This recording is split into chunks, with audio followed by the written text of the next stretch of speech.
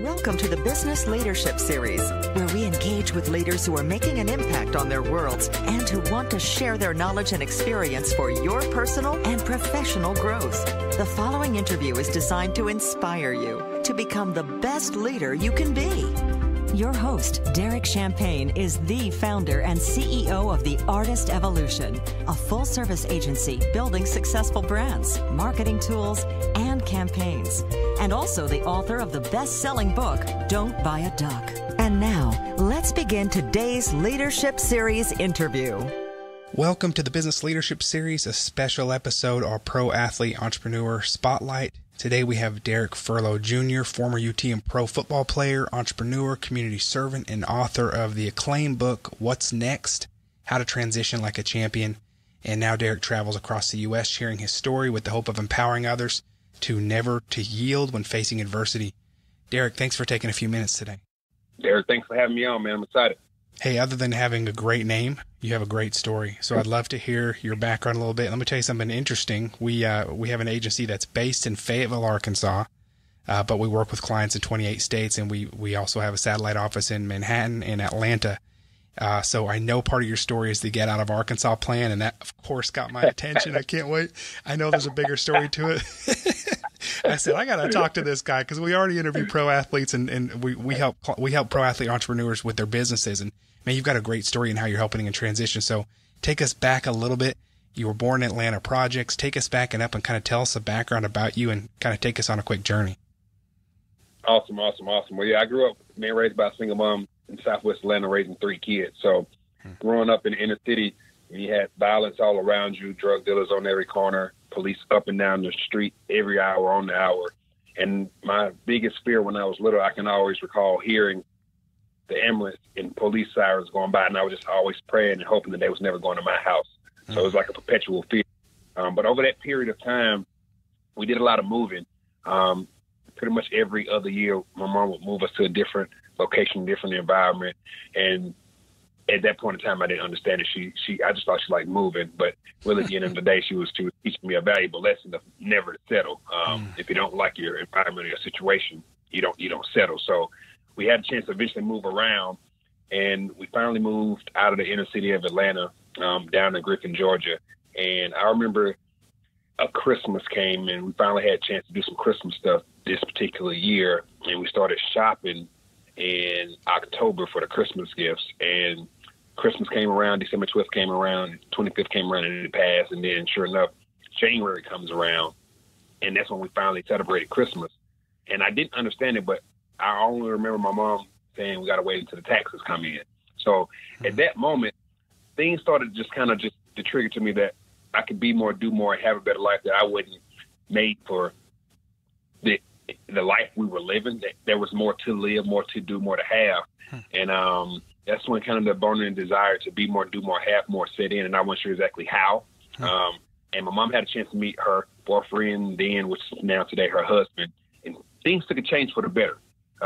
He had a job, and now she wasn't raising 3 kids by herself. He had some kids of his own, and the family became like the modern day Brady Bunch. So things got better to a degree. However, that hunger to be more, do more, have more still kind of drove me. And then finally we didn't move around as much when we got down to Griffin, and I had a chance to actually stay in the place long enough to go to high school.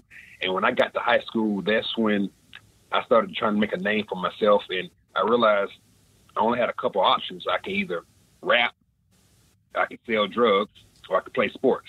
That's what it looked like, and that's what it still perpetuates today. However, I realized that selling drugs wasn't going to get me where I wanted to go, because a lot of those guys got locked up. I had teammates that did it, guys I went to school with that did it. And when it came down to rapping, I wrote a letter to So Def. At that point in time, they had a little bow wow, and they never called me back. So I guess that meant that I wasn't good enough. So at this point, Derrick, man, it left sport. Which particular sport, I had no idea. So I had a chance to play organized sports in high school, played basketball, ran track and played basketball. And I was pretty solid at all of them. I wasn't really sure what was my favorite sport or what was the one I was best at. And then going into my sophomore year, that summer before my sophomore year, we got some exciting news from my stepdad was going to get a raise and a promotion. But along with that raise and the promotion came a move. So I'm like, okay, where we moving to? And then he broke the news that we was moving to Crossett, Arkansas. And I said, what? First and foremost, I had heard of Crossett. Second and foremost, I couldn't tell you where Arkansas was on the map. I live in Arkansas, and I can't tell you where that town is. Exactly. So now we got culture shock. We got a young kid in high school, mad, angry, upset already. Now it's even more like I want control of my life. Now we're moving to a place I never even heard of, and I can't control my life. I can't do nothing about it, and I have to go. I'm forced to go. So I tried to stay with my stepdad and my mom and my dad. I mean, my stepmom and my dad, but that didn't quite work out. And only lessons, my only things my stepmom would say to me was, "Hey, this may be your opportunity to reinvent yourself." So we get to Arkansas, man, and we in Crossett, Arkansas. It's in the southeast corner of the state. Now I can talk about it because I stayed there. So everybody that's from Arkansas, I still got love to you. I'm just talking about it. It helped me, but it hurt me at the same time. Yeah, I get it. So man, I get there coming from being born and raised in Atlanta to Arkansas, man, and it's just I'm like I don't want to be here. So at this point in time, I said I had to take control of my own happiness because I was mad and angry and upset. Want to be more, do more, have more, but I was depending on my mom to save me or my stepdad to save me or Batman and Robin or Iron Man to come save me. And really, I had to take control of my own happiness. Yeah. And that's when everything finally hit me that if you want to be more, do more, have more, change your situation, you're going to have to do something different. And that's when the birth of the Get Out of Arkansas plan came together right there, Derrick, because I wasn't sure how I was going to do it, but I realized rapping wasn't going to work. So definitely never called me back, and then selling drugs wasn't going to get me nowhere. So sports was going to be the vehicle. Right. Now I just had to figure out which sport. So my sophomore year, I played football there. Had a chance to make a pretty good impression and help the team, but didn't play as much as I wanted to. So we go into basketball season. Basketball season started off well, but it comes around Christmas time. We get a Christmas break. Of course, the family goes back to Atlanta during the season. So guess what I do? I go back to Atlanta as well. Well, we come back, and, of course, we missed a couple of basketball games, missed some practices. Well, Coach said at that point in time, we had to run 500 bleachers to get back on the team. And that's when I realized I ain't like basketball that much. So that was my last time playing basketball. I love Appreciate that, Coach. So at this point in time, I got football and track left. Track felt like punishment. So that narrowed it down real quick. If I get out of Arkansas playing, it was going to be me playing football. So I started doing my homework. I came with my first game plan in my life. Like, I never had a plan in my life. But this time I came up with this plan. And I found it pretty simple. You probably familiar with the guy by the name of Darren McFadden, who's a legend in that state. Yes. So we were in the same year, same class, and he had already committed to Arkansas. So pretty much what I did, I just looked up the stats. He was the number one running back coming out in the country. I'm like, all right, these were the numbers that you got to put up to get you a full ride. Well, let me put up 2,200 yards, 20-plus touchdowns, take the city in the school and put it on the map by taking the school to the state championship, and that'll get me some attention. The school will get recognition, and by default, we win the state championship. I'll get me a full ride scholarship back to Georgia. Wow! So that's the idea. That's the Get Out of Arkansas plan. So we pretty much went to work that summer, getting bigger, stronger, faster. My junior year came around. We had a solid team, and we got out the gates running. Man, started off 3-0. Next thing you know, we look up with 5-0, first time in school history. Next thing you look up, we're 8-0, and we're 2 games away from finishing the season undefeated. And sure enough, we got it done. 10-0, wow. Undefeated, first time in history. So This Get Out of Arkansas thing coming together, I never had a plan in my life, and everything unfold right before me. So, being a young kid, you kind of get a little arrogant, cocky, all the above. So I'm thinking, this is all about me. I got this thing, right? And we got 3 games to get through the playoffs and 1 game for the state championship, and I'm gonna be scot-free, pressed, and ready to get up out of Arkansas with my full ride scholarship back to Georgia. So we got a mission. Game 1 come around, we played Morrilton. It was a spread offense, pretty solid team, and we got the W. Game 2, we played Wynn. I'm not sure where these schools are located. I just know we played them, and it was a pretty tight game. And we ended up getting the W in the fourth quarter. Nice. So we got 1 game left, and we played Bologna. And, man, that game right there was an interesting game because we drove up. We had to go away for this particular game. And I remember us getting off the bus, and I felt like we was in the middle of a farm because the field looked like a cow pasture. Grass was super high. Field was muddy. I don't think it had rained in Arkansas for about a month, but that field was somehow soaking wet. they did the smart thing and took away our speed, and that was their unfair advantage because they were not as fast as we were. And that game was pretty closer than what it needed to be. It stayed 7-0 until about the third quarter. We finally scored 7-7, and then they ended up going up 21-7, and we ended up losing that game. And I was devastated because to get out of Arkansas playing, to my knowledge, had crashed and burned because we didn't make it to the state championship and we didn't win it all. However, in the process, the school was on the map. The city had got some attention, and I had started getting attention. So I had started getting letters in the mail from smaller schools, even bigger schools. And at that point in time, you get this game plan and you have success as a young kid. You start being a little arrogant. So all these small schools, there wasn't Georgia and definitely wasn't D1. I'm like, nah, I'm not coming here. So, it was cool. You got letters in the mail. You start getting recruited, this whole small, slow process. So it probably went to my head just a little bit. So I started burning bridges to certain places I knew I wasn't going to go. And I had this game plan. We're going to try to get out of Arkansas playing all over again. I already knew what it was going to take to get it done. So that summer, come to find out, a little fun fact, since you're in Arkansas, Darren McFadden's team, I think it was Little Rock, Central, whatever school it was, they were moving up divisions, and we was going to actually play each other my senior year. So now I'm like, man, get out of Arkansas playing. It's prime for the taking. So I had a chance to visit Georgia about 8 times, visited places like Ole Miss, visited a number of other schools, and ended up going to University of Arkansas on a couple of visits. I came up that way a few times. But my last visit, which I really wasn't going to go, was to the University of Arkansas. They was having the top guys in the state come on just for the last little hurrah. And I went up there, and we did this little camp, and it was a pretty fun deal. And at that particular camp, we was doing ball drills, and I kind of came down funny and tweaked my knee a little bit, and I didn't really think much of it until we rode home from north to west Arkansas to southeast Arkansas. It's a whole about nothing in between there, but that was a 5-hour ride, and we made that ride home, and by the time we got home, my knee had swelled up. So I kind of panicked for a little while, but then I finally got over it because, I try to be optimistic about the situation. And ended up going to the doctor. They said it's nothing but a meniscus, so you just got to get it scoped and you'll be fine. So that was a big relief. So we ended up going through the summer. I finally get the meniscus scope about 3 weeks before summer's over, before the season get ready to kick off. And coach said, hey, you'll get the scope. You'll be back when non-conference play starts. You miss the first 3 games, and then we'll get this thing rocking and rolling, and we'll get back on this train of winning this thing.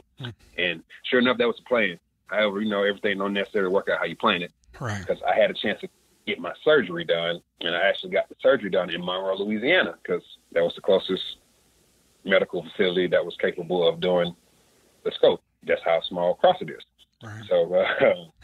So I'm in there getting the scope done, and I remember getting rolled out of the operating room. I was kind of still under a fog, but the doctor was standing to my right, and as I'm laying in the bed, I kind of put my left hand on my left leg, and I felt this brace that came up to about my quad. And when I felt this brace, I'm like, hey, doc, what's this brace for? And when I asked him that question, he said something that changed my life forever. He said, this brace, that's for your ACL. And at that moment, I woke up and I said, what do you mean my ACL? I didn't come here for ACL surgery. And man, my life flashed before my eyes, because everything I worked for, everything I had grinded for, everything I had put on the table that was going to help me control my life, my future, my destiny, my happiness, was just stripped away from me in a matter of seconds. And come to find out, he said, your ACL was partially tore, and if we would not have fixed it while we was in there, it would have been considered malpractice. So I ended up having a surgery that I didn't go in for on a knee I didn't really feel like I needed it for, which changed my life forever. So that the aha, the awakening, the mad, the sad, the good, the bad, all that happened at that particular point in time in my life. Because after that surgery, I had a chance to just sit down and reflect on what I was going to do to be in control of my life. And I wasn't really sure. And all I can do is do rehab, which they had me doing 1 time a day. So I moved up to 3 times a day because I had this idea that maybe I'll make it back by the end of the season and help us still win the state championship, right? So doing rehab, asking myself, why me, Lord, why me? And I remember hearing this voice saying, I gave you that football stage for the glorification of my kingdom. And I had to take it away from you because you were using it for your own selfish purpose, ambitions, reasons, and goals. So I had to take it away from you to get your attention. And that was that way. And that's what happened on that end right there, Derrick. I want to pause just for a second, then we'll keep going. But what an amazing lesson in life. I mean, I'm 43. I've had a few companies under my belt. Some have done okay, some have failed, and you know, I always say when I failed, it was because of me and my selfishness and unwillingness to get help. And you know, I came to a realization at one point that everything I had, I was a steward of to use for the right purposes, and that it wasn't all about me. And you were learning those lessons early. And then, you know, your realization, though, even earlier, that it's on me, like it was up to you. A lot of people don't get that till later. And then it's that feeling like, oh no, for me to get out, for me, it's on me. There's not a handout. There's not a hand up. It's on me to go figure that out. And then my other takeaway is your mom, and what, you know, for me, what a remarkable person she seems to be with looking at the circumstances and finding the positive in it. And that's really profound to me that she instilled that in you, because it looks like that's what you've continued to do, is like, well, I've got to pivot. Well, I've got to pivot again. Well, I got to pivot again. And so now we get to this point in your life here, and it looks like there's another pivot that's got to happen. Yes, sir. Yes, sir. Yes, sir. And at that moment, I wasn't sure what was next for me. I wasn't sure what I was going to do. And all I could do was just continue to just have this faith, because at that point, it was like, this thing was bigger than you. And I didn't get it, though. I didn't get it. So I just continued to rehab. The season finally came to an end. I did make it back to dress, but of course, coach didn't give me the ball. So track season come around. I had to run track at this point in time. So I'm trying to rehab and get stronger and get faster with my leg. And as I'm doing track season, spring ball comes around. And sure enough, I get this letter in the mail from a place I never visited. I watched them one time in 2004, and they was playing against Georgia, and I was rooting for Georgia. And this letter was from the University of Tennessee. Wow. Right. And they invited me to come to the spring fling. I still have no idea how they got the letter, how my name got it. I have no idea. But, of course, I get that invite to the spring game, and I'm there. And I get there. I had a chance to meet the players and talk to some of the guys, and then I had this meeting with Coach Foreman, Coach Caldwell, and Coach Slade.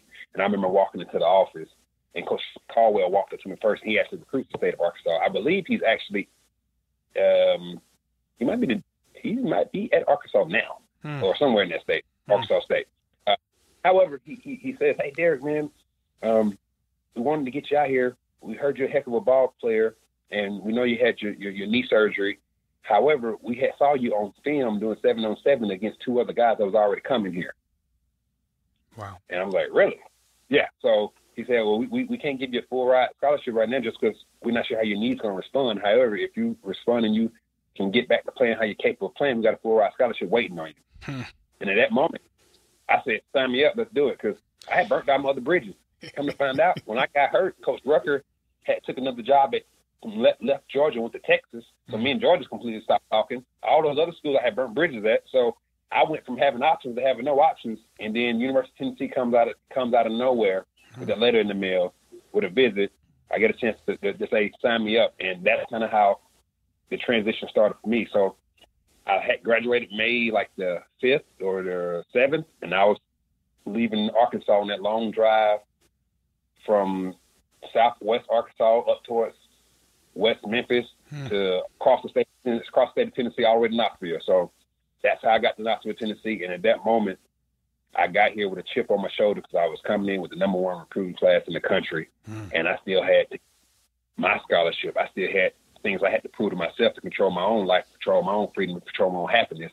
And now I felt like I was behind the 8 ball. Wow. So I came in full-fledged ahead. The first summer camp we went to, I made it through camp. So I went back to coach and said, hey, coach, I made it through camp with the #1 recruiting class in the country. Can I get my full scholarship? And, coach told me no. So I'm like, oh, okay. Maybe I tried to. I didn't understand the dynamics to what it was going to take. So I said, let me get bigger, stronger, faster. And that second year around, summer camp ends. I go back to coach and say, hey, coach, I got bigger, I got stronger, I got faster. Can I get my full ride scholarship? And then coach says, no again. So at this point, I'm like, all right, God, I'm here. I'm not sure why. You brought me here. I'm doing what I'm supposed to be doing. Why is this thing not working out? So the season starts. We end up going through the season, and we get to the Air Force game, and a good friend of mine, Inky Johnson, gets hurt. Inky ended up paralyzing his right arm, almost loses his life. He ended up having this surgery, and we had a chance to go visit him 3 days after the surgery. And Coach Slade is in the front of the line, and that's the DB unit walks in. I'm about midway, about fourth in the pack. And before everybody gets in the room, Coach Slade was like, "Ink, how you feeling?" And Inky said, "Coach, I'm at peace." So everybody might not have been paying attention, but when I heard that, it hit me. Because I'm like, time out. His arm is paralyzed. He almost died. He may never play this game of football again. He's at peace. And I'm up here mad about a scholarship? Like, not my life, not an arm, but a scholarship? And at that moment, the perspective hit me, and they're like, if I'm going to be mad about a scholarship and he's got peace about this, I got to get the peace he got. And at that moment, the perspective shifted, and I stopped focusing on myself.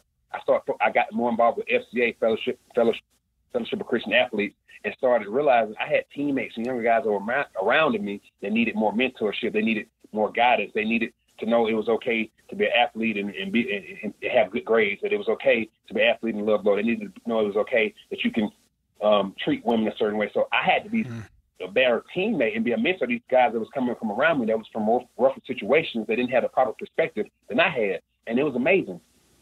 At that moment, the Lord revealed to me that I hadn't got what I was there to get because I was so busy focused on my own personal selfish ambitions, reasons, and goals, and it was still about me again. Right. So I almost missed my message for the second time.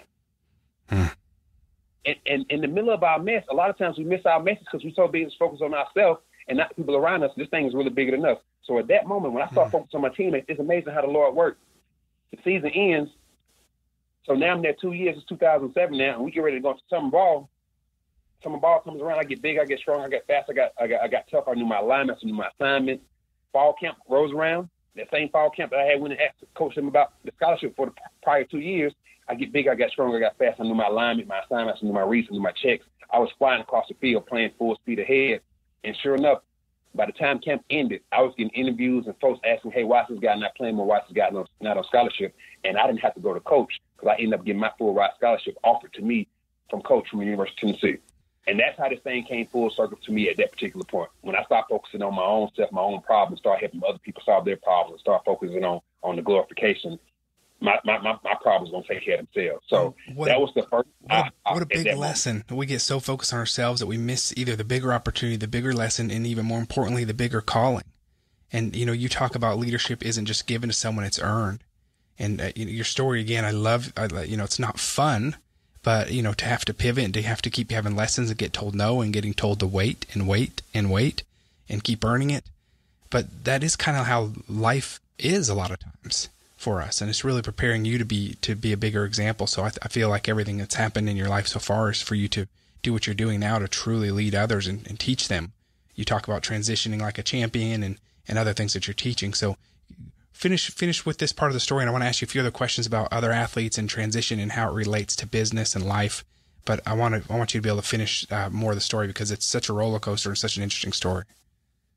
Appreciate it. Yeah, we're going to wrap this thing on up. So at that moment, that's when I was able to finish my bachelor's degree in 3 years, get my master's in 4 years, the first in my family to do that, and then had a chance to, my senior year, hurt my shoulder, then hurt it again doing the NFL Combine and doing our pro day. So at that moment, I realized, hey, this football stage was a temporary stage for my permanent purpose.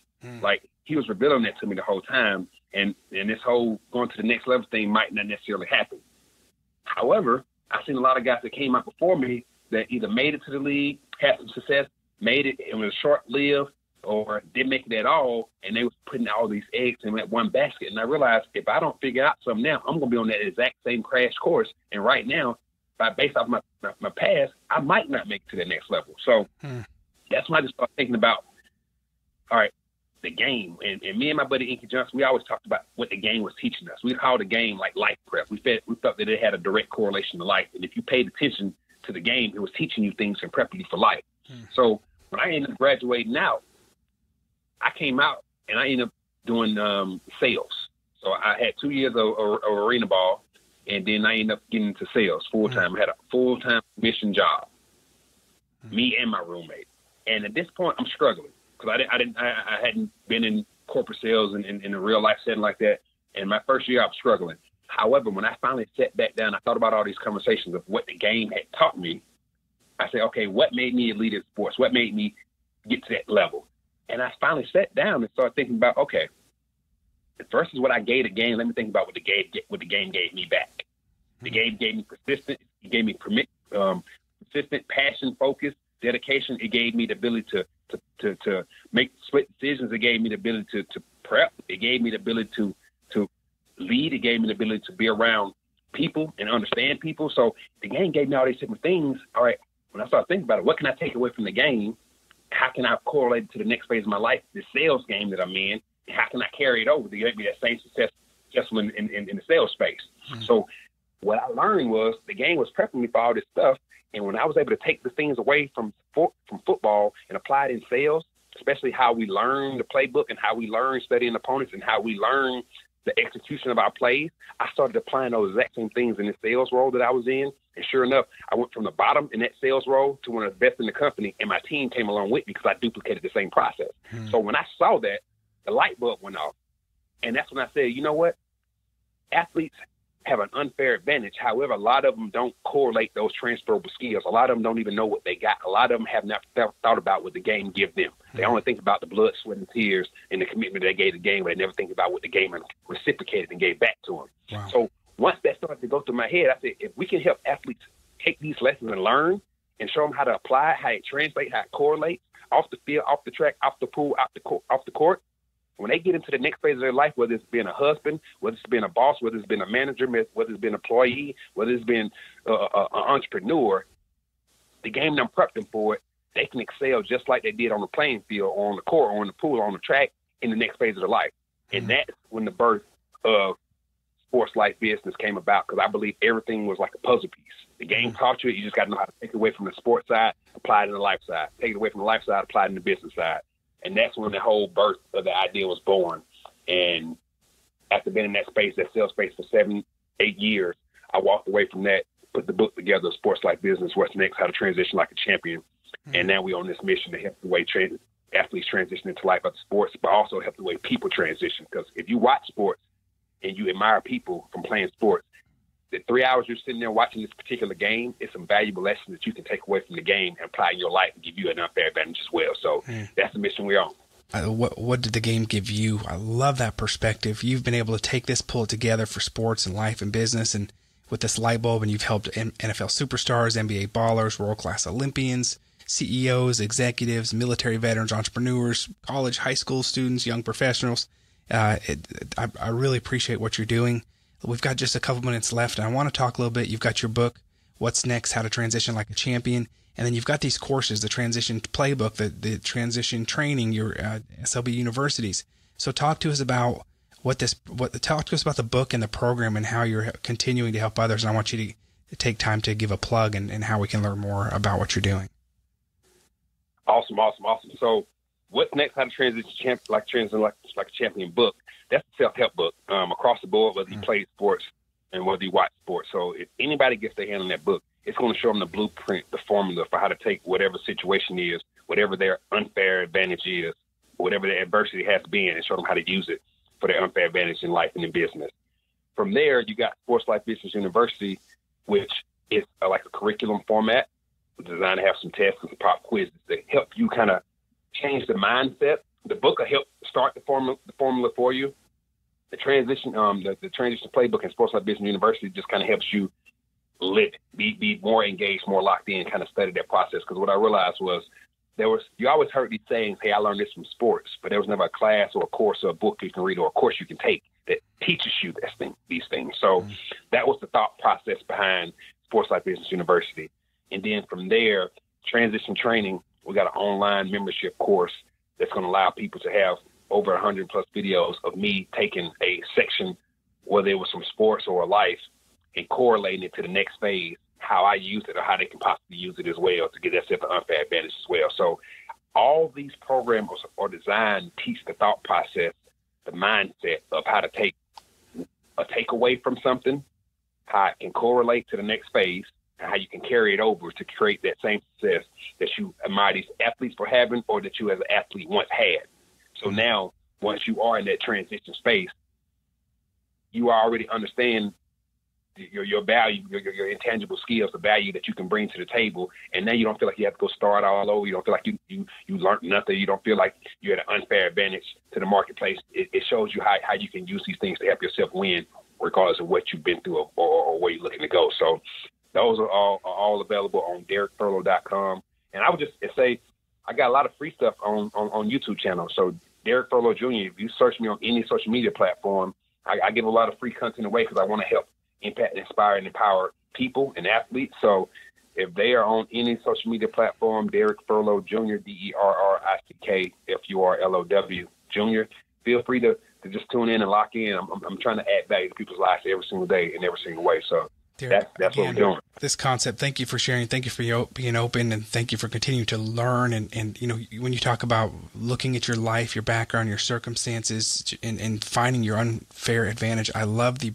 solutions mindset there, because we do all have a journey, and there is a value in that journey. And many of us either feel victimized, or we feel that we feel like we haven't been getting a fair shot, or we feel like we failed. And there is a lesson in there that is an unfair advantage. I really appreciate that concept, and I think it's an important message out there for people at all stages of life and circumstances to look at. So thank you for doing that. We'll put in the show notes, we'll put your link and your social icon so that people can link back out. Any final thoughts that you want to share with us today? Man, I thank you guys for having me on, and I would definitely say, like you said, in the middle of our mess, don't miss the message, because regardless of what we're going through or growing through, it's something that's designed to teach us something that's going to help us get to where we want to go. So everything happens for a reason, so you can continue to live that life and develop and become the person that you're meant to become. So if you just lock in and don't miss your mess in the middle of your message, I think you'll be all right. Oh, that's great advice. Derrick Furlow, you can see him at Derrick Furlow Jr. You can see him at DerrickFurlow.com. We'll put the links in. And Derrick, thanks again for being our guest. And I look forward to watching what you're doing and seeing the next great things that you're doing. Awesome. Thank you for having me. You've been listening to the Business Leadership Series, where we engage with leaders who are making an impact on their worlds and who want to share their knowledge and experience for your personal and professional growth. This interview was designed to inspire you to become the best leader you can be.